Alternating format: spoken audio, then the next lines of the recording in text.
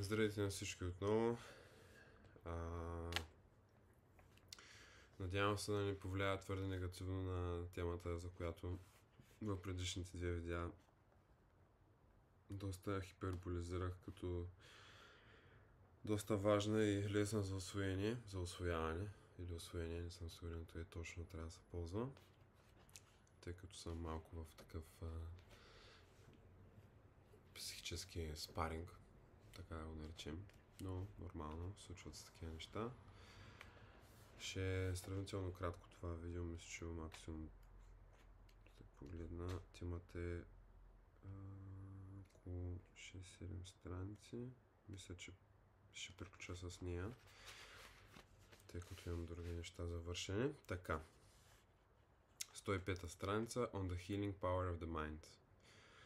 That you are frequently troubled by the snuffling of catarrh and by short attacks of fever which follow after long and chronic catarrhal seizures, I'm sorry to hear, particularly because I've experienced this sort of illness myself and scorned it in its early stages. For when I was still young, I could put up with hardships and show a bold front to illness. But I finally succumbed and arrived at such a state that I could do nothing but snuffle. Reduced as I was to the extremity of thinness, I often entertained the impulse of ending my life then and there. But the thought of my kind old father kept me back, for I reflected not how bravely I had the power to die, but how little power he had to bear bravely the loss of me. And so I commanded myself to live, for sometimes it is an act of bravery even to live. Мисля, че съм споменал в други видеа, че за мен дори начинът, по който един човек си живее живота, също може да се нарече изкуство. Когато се проследи. И доста хора живеят в такъв тип живот, който често остава неразпознат и невидян.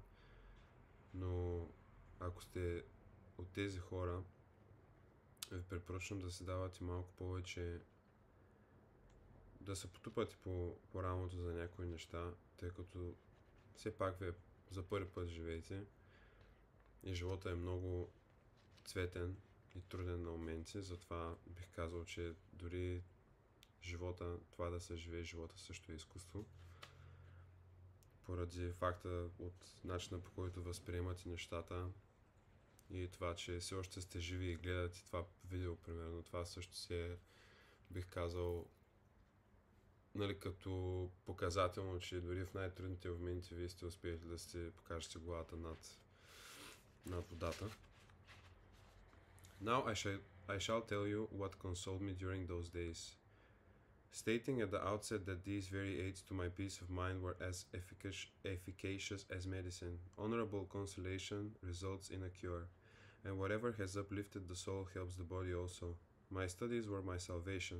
I place it to the credit of philosophy that I recovered and regained my strength. I owe my life to philosophy, and that is the least of my obligations.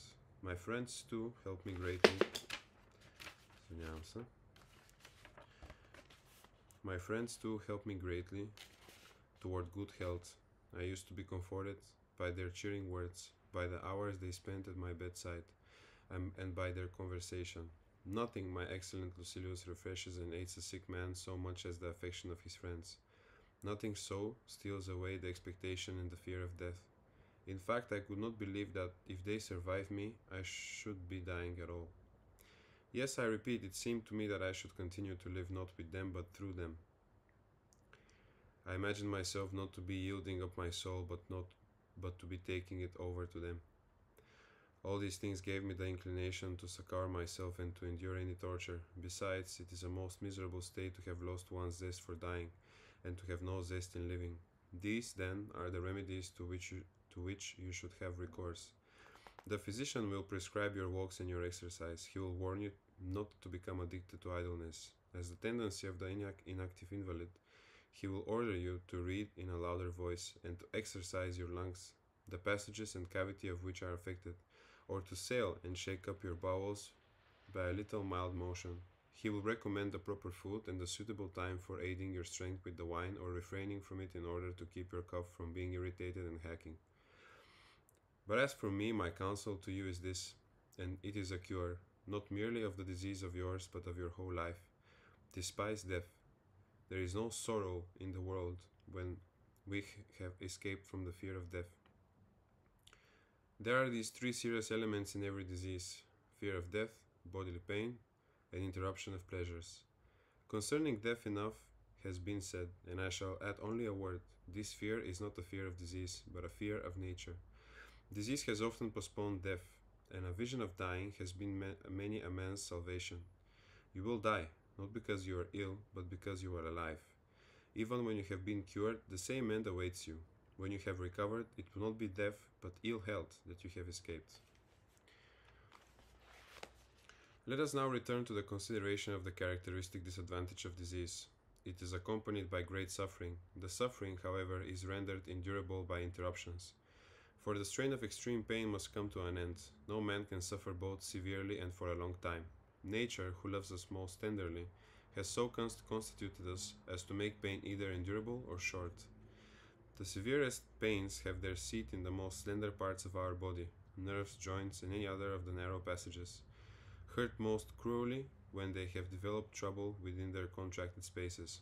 But these parts soon become numb, and by reason of the pain itself lose the sensation of pain, whether because the life force, when checked in its natural course and changed for the worse, loses the peculiar power through which it thrives and through which it warns us, or because the diseased humors of the body, when they cease to have a place into which they may flow, are thrown back upon themselves and deprived of sensation.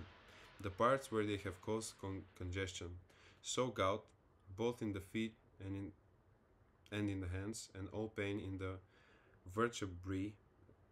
Нямам идея какво означава пише се vertebrae. And in the nerves have their intervals of rest at the times when they have dulled the parts which they before had tortured. The first twinges in all such cases are what causes the distress, and their onset is checked by a lapse of time, so that there is an end of pain when numbness has set in. Pain in the teeth, eyes, and ears is most acute for the very reason that it begins among the narrow spaces of the body. No less acute indeed than in the head itself. But if it is more violent than usual, it turns to delirium and stupor. This is accordingly a consultation for excessive pain, that you cannot help ceasing to feel it if you feel it to excess. Пак ще го прочета това, много хубаво написано. This is accordingly a consolation for excessive pain, that you cannot help ceasing to feel it if you feel it to excess.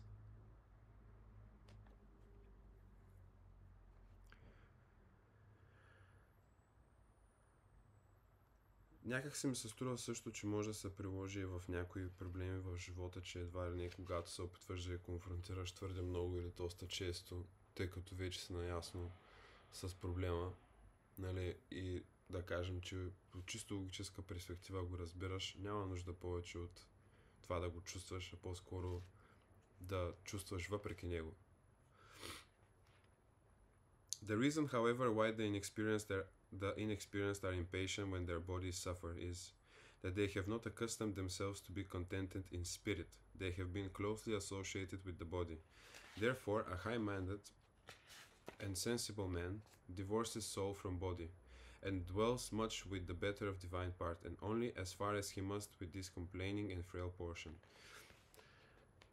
Често съм си мислил също за себе си, дали тъй като ми се е случило да се контузия или нещо се случи, да се разболее и т.н. Нали, когато човек остане сам със себе си, без нещата, които едва ли не малко го крепят и го разсейват от него, от себе си, от дълбените, така да кажем, да без едва ли не.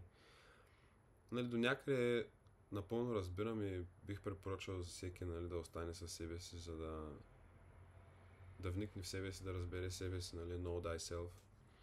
Но същевременно пък, нали, има моменти, в които не можеш пък постоянно да живееш, нали, в това, ами ако нещо ми се случи, нали, как ще го приема, дали съм contented in spirit, че да мога, ако се случи нещо такова с мен, да мога да съм окей със себе си. Ми се струва, че за такива неща човек никога не е готов напълно, защото не са му се случвали.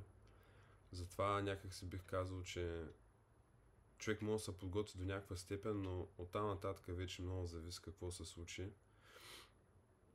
Затова, нали, разбирам защо се споменава, но според мен лично нали, не можеш да се напълно подготвен винаги за такива неща, както нали, казват, че един човек не се ражда научен, няма перфектен родител и т.н., защото тези неща, нали, докато не се случват, няма как да знаеш как да процедираш. Затова нали, има нали, теория, че първите деца нали, са като първата палачинка. Нали, винаги е една такава трудно за гледане. But it is a hardship, men say, to do without our customary pleasures, to fast, to feel thirst and hunger. These are indeed serious when one first abstains from them. Later, the desire dies down, because the appetites themselves which lead to desire are wearied and forsake us. Then the stomach becomes petulant. Then the food which we crave becomes hateful. Our very wants die away, but there is no bitterness in doing without that which you have ceased to desire. Точно така. Дали ще говорим за фастинг, за студени душове и т.н. Когато в един момент нали, свикнеш с тези неща, не бих казал, че има смисъл да се продължава, защото в един момент вече ти реално храниш егото си, отколкото душата си. Когато правиш нещо, което не искаш или нещо, което си е трудно. Защото, нали, да кажем, примерно съдя по себе си, когато съм си взимал студени душове и реално го правя, нали, първо се къпя с нормална вода и след това нали, се опитвам за поне 20 секунди на много студена вода да издържа и да се контролирам нали, дишането и т.н. И първоначално нали, е доста ревординг, нали, когато първите няколко пъти нали, човек си казва, маля, че яко нали, това го направих. Обаче има моменти, в които, нали, когато свикнеш с това нещо, обаче в един момент не ти е толкова трудно и някак се го правиш като навик и някак се губи смисъла от това, защо си започнал. Затова човек нали, трябва да се предизвиква във всякакви нали, аспекти. И когато примерно съм усетил, че влизам да се къпя, да речем и си казвам, да, сега ще сложа, нали, вземам водата, много е гадно, ама мен не ми е проблем. Тогава си казвам, то, щом не ми е такъв голям проблем и съм свикнал, значи може би трябва по някакво нещо друго да се намеря, което да ми расте амигдалата. Едва ли не, нали, Андрю Хюберман, тези, които знаят кой, нали, той говореше за това, нали, когато човек прави неща, които не иска, нали, че му расте willpower и специфична една част мозъка. Това, нали, честно казано, дори дали има научно проучване или не, хората малко или много дълбоко за себе си го знаят това нещо. Просто, нали, когато го разбереш малко повече, разбираш реално самия процес, но това много не бих казал, че е някаква промяна специфична, по-скоро това действията ти са реално това, което променят нещата.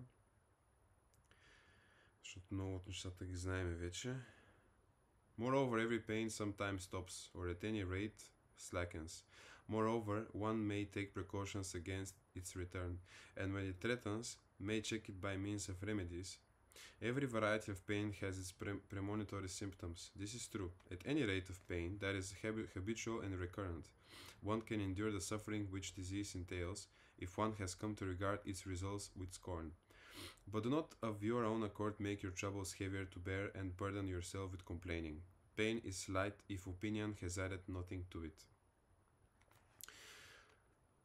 Когато човек си придава важност, за да се чувства нали, по-добре за себе си. Примерно, когато ако тръгна да се вземам, сега започвам за първи път да се вземам студен душ, и тръгна да разправям на всички колко е бенефишъл, колко е супер, нали. Ти вкарваш мнение, придаваш важност на това нещо и става по-тежко, отколкото всъщност е. И по този начин, първо, че се предпоставяш за провал, защото вече е по-тежко, отколкото е било в момента, но човек се учи, нали, нормално е да минеш през такъв процес в все. Нали, сега аз ползвам студените душове като доста символично, нали, това може да се изразява в какъвто да е тип активитет в живота. Но е напълно вярно и когато го прочитах за първи път, нали, се опитах някак да го приложа в живота си, че нали, човек, когато поставя мнение върху нещата, че стават едва ли една идея по-тежки и когато имаш мнение, то се променя също. Така че, нали, когато се опита човек да не се поставя мнение просто за чувства, което звучи много лесно, но понякога за някои неща една идея по-лесно, да се приложи е доста добре. Pain is slight if opinion has added nothing to it, but if, on the other hand, you begin to encourage yourself and say it is nothing, a trifling matter at most, keep a stout heart and it will soon cease. Then, in thinking it's slight, you will make it slight. Everything depends on opinion. Ambition, luxury, greed, hark back to opinion. It is according to opinion that we suffer. A man is as wretched as he has convinced himself that he is. A man is as wretched as he has convinced himself that he is. Точно така. I hold that we should do away with complaint about past sufferings and with all language like this. None has ever been worse off than I. What sufferings, what evils have I endured? No one has thought that I shall recover. How often have my family bewailed me, and the physicians given me over? Men who are placed on the rack are not torn asunder with such agony. However, even if all this is true, it is over and gone. What benefit is there in reviewing past sufferings and in being unhappy, just because once you were unhappy? Besides, everyone adds much to its own ills, and tells lies to himself, and that which was bitter to bear is pleasant to have borne. It is natural to rejoice at the ending of one's ills. Two elements must therefore be rooted out once for all: the fear of future suffering and the recollection of past suffering. Since the latter no longer concerns me, and the former concerns me not yet, but when set in the very midst of troubles, one should say, perchance some day the memory of this sorrow will even bring delight. Точно така. Дори няма нужда да правя дисекция на това нещо. Според мен е доста просто и чисто и обяснено. Let such a man fight against them with all his might. If he once gives way, he will be vanquished, but if he strives against his sufferings, he will conquer. As it is, however, what most men do is to drag down upon their own heads a failing ruin which they ought to try to support. If you begin to withdraw your support from that which thrusts toward you and totters and is ready to plunge, it will follow you and lean more heavily upon you. But if you hold your ground and make up your mind to push against it, it will be forced back. What blows do athletes receive on their faces and all over their bodies? Nevertheless, through their desire for fame, they endure every torture, and they undergo these things not only because they are fighting, but in order to be able to fight. Their very training means torture, so let us also win the way to victory in all our struggles. For the reward is not a garland or a palm or a trumpeter who calls for silence at the proclamation of our names, but rather virtue, steadfast of soul, and a peace that is won for all time. If fortune has once been utterly vanquished in any combat, you say, I feel severe pain. What then? Are you relieved from feeling it? If you endure it like a woman? Just as an enemy is more dangerous for a retreating army, so every trouble that fortune brings attacks us all the harder if we yield and turn our backs. But the trouble is serious. What? It is for this purpose that we are strong, that we may have light burdens to bear. Would you have your illness long drawn out, or would you have it quick and short? If it is long, it means a respite, allows you a period for resting yourself, bestows upon you the boon of time in plenty. As it arises, so it must also subside. A short and rapid illness will do one of two things: it will quench or be quenched. And what difference does it make whether it is not or I am not? In either case, there is an end of pain. These two will help to turn the mind aside to thoughts of other things and thus to depart from pain. Call to mind what honorable or brave deeds you have done. Consider the good side of your own life. Точно заради това също, нали, като споменава малко по-рано, нали, за това, че човек не е толкова хубаво да романтизира болката, която е изпитал, и толкова е важно човек също да извлече позитивите и да погледне обективно на моментите, в които е минал, ситуациите, в които е живял, и да се потупаш по раното и да си кажеш, нали, аз се справих с това нещо, мислейки, че това ще е края за мен. Че не мога да изляза повече от това нещо, че това е най-тегавото нещо, което ми се е случвало. Нали.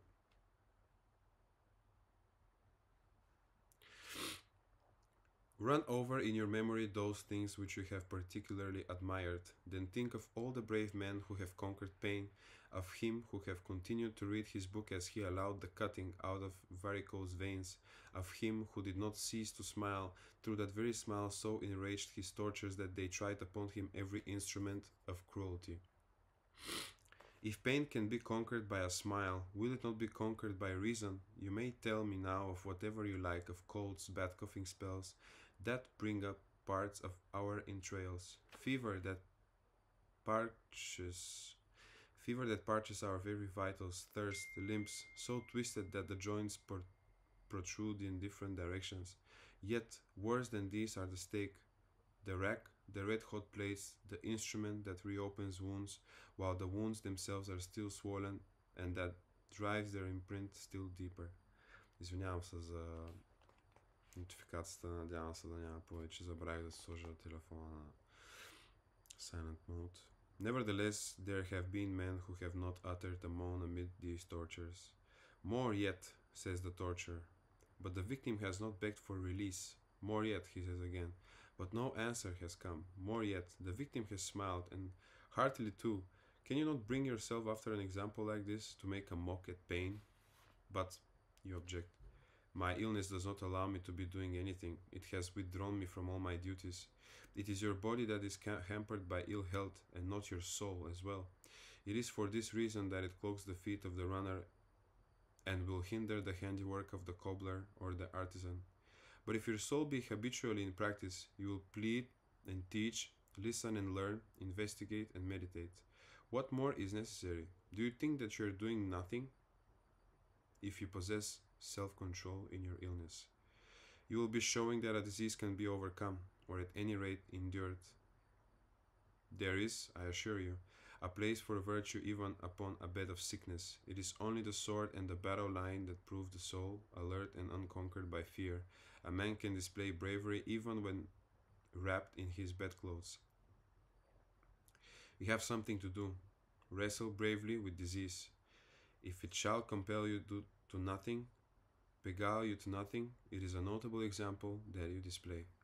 Oh, what ample matter were there for renown, if we could have spectators of our sickness. Be your own spectator, seek your own applause.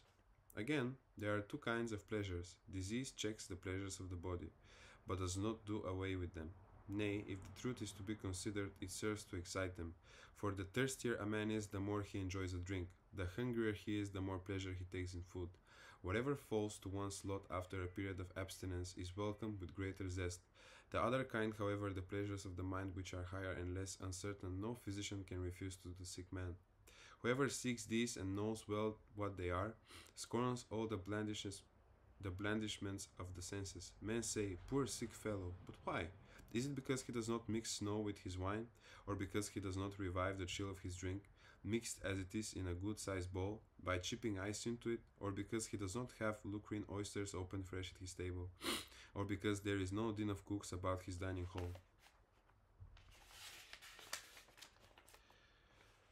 As they bring in the very cooking apparatus along with their viands, for luxury has already devised this fashion of having the kitchen accompany the dinner, so that the food may not grow lukewarm, or fail to be hot enough for a palate which has already become hardened. Poor sick fellow, he will eat as much as he can digest. There will be no board lying before his eyes, banished from the table as if it were a common meat, and on his sideboard there will be heaped together no breastment of birds, because it sickens him to see birds served whole. But what evil has been done to you? You will dine like a sick man, nay, sometimes like a sound man. All these things, however, can be easily endured. Gruel. Okay. All these things, however, can be easily endured. Gruel, warm water, and anything else that seems insupportable to a fastidious man, to one who is wallowing in luxury, sick in soul rather than in the body. If only we cease to shudder at death, and we shall cease, if once we have gained a knowledge of the limits of good and evil. Then, and then only, life will not weary us, neither will death make us afraid, for surfeit of self can never seize upon a life that surveys all the things which are manifold, great, divine. Only idle leisure is wont to make a man hate their lives. To one who roams through the universe, the truth can never pall. It will be the untruths that will cloy. And on the other hand, if death comes near with its summons, even though it be untimely in its arrival, through it cut one off in one's prime, a man has had a taste of all the longest life can give. Such a man has, in great measure, come to understand the universe. He knows that honorable things do not depend on time for their growth, but any life must seem short to those who measure its length by pleasures which are empty and for that reason unbounded. Refresh yourself with such thoughts as these, and meanwhile reserve some hours for our letters. There will come a time when we shall be united again and brought together. However short this time may be, we shall make it long by knowing how to employ it. For, as Posidonius says, a single day among the learned lasts longer than the longest life of the ignorant. Meanwhile, hold fast to this thought and grip it close.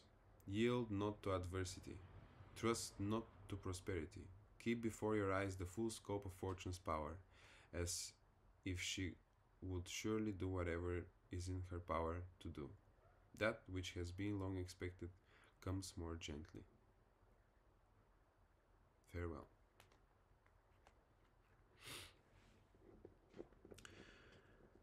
Съжалявам за подсмърчанията и за това, че ми трябва логопед на моменти. Просто още имам доста кофеин в системата. От време на време мисълта ми изпреварва от думите.